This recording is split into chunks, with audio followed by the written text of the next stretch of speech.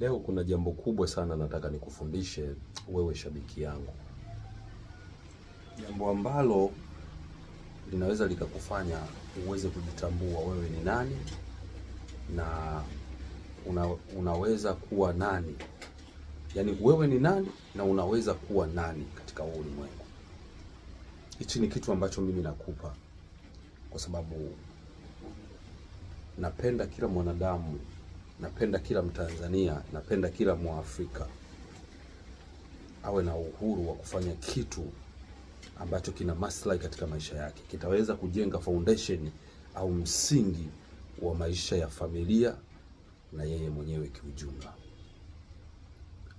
Unajua kuna vitu tunafichana, kuna vitu tunafichana, tunajaribu kudokoleana, kuibiana vitu ambavyo vidogo na vile vikubwa wanabaki navyo wenyewe. Sasa mimi nimekuja, nataka nikupe elimu, ujitambue na ujue ni namna gani unaweza kufanikiwa. Na ndio maana kila siku nasema kama utabezi katika imani ya kumwamini Mungu aliyekuumba, wewe ni kufanikiwa ni kitu rahisi sana, kwa sababu kila unachokitumia kimeumbwa na yeye. Kwa hiyo unapomwamini yeye kwa kila utakachokifanya, utakuwepo katika njia ya mafanikio. Hilo ni jambo moja la msingi sana ambalo nataka nikufundishe.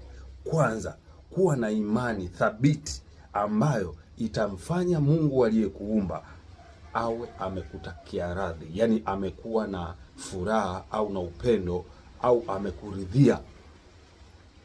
Hilo ni jambo moja kubwa sana.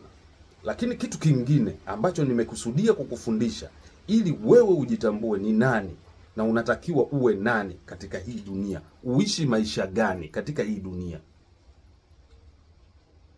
Fata hiki ninachokwambia, utafanikiwa, utatoboa.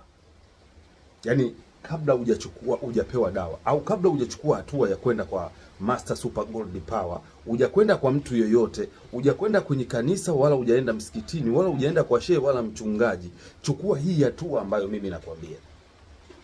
Itakusaidia tena sana na utakuja kuniambia, Master Super Gold Power, sasa nimejitambua mimi ni nani, nataka nije unifanyie kitu.